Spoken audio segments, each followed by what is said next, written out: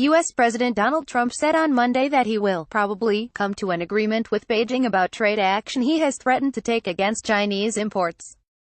Trump also warned China that threats to raise tariffs on American agricultural products, in an attempt to hurt a constituency that provided some of his strongest political support, would backfire.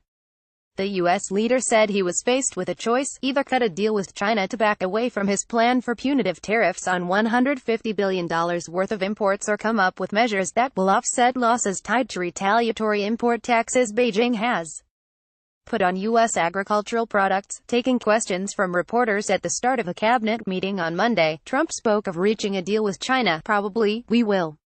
If we don't, they'll have to pay pretty high taxes to do business with our country.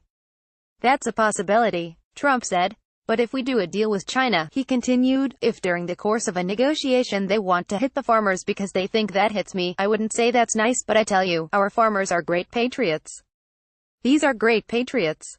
They understand that they're doing this for the country, and we'll make it up to them." Chinese importers prepared to absorb U.S. soybean tariff shock. Trump has recently made conciliatory comments about China's President Xi Jinping, suggesting the two are good friends, but Washington and Beijing have yet to announce any new talks addressing outstanding trade and investment issues. 2 rounds of high-level talks between Chinese and U.S. officials aimed at diffusing bilateral trade tensions earlier this year failed to produce any result. Liu He, director of China's Office of the Central Leading Group for Financial and Economic Affairs, left Washington last month after meeting with U.S. Trade Representative Robert Lighthizer, Treasury Secretary Steven Mnuchin, and National Economic Council Director Gary Cohn, who has since resigned. A week later, Trump announced his plan to target $50 billion worth of Chinese imports to address a trade imbalance that grew to a record $376 billion in 2017, and to fight against investment rules that require foreign companies operating in China to transfer intellectual property rights to joint venture partners. U.S. and China must step back from brink of trade war. Cohn's successor, Larry Kudlow, said last week that the two nations were holding back-channel discussions to resolve the escalating trade dispute.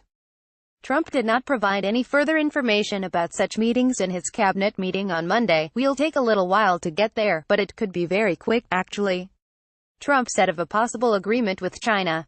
"But I say, it's not nice when they hit the farmers specifically because they think that hits me.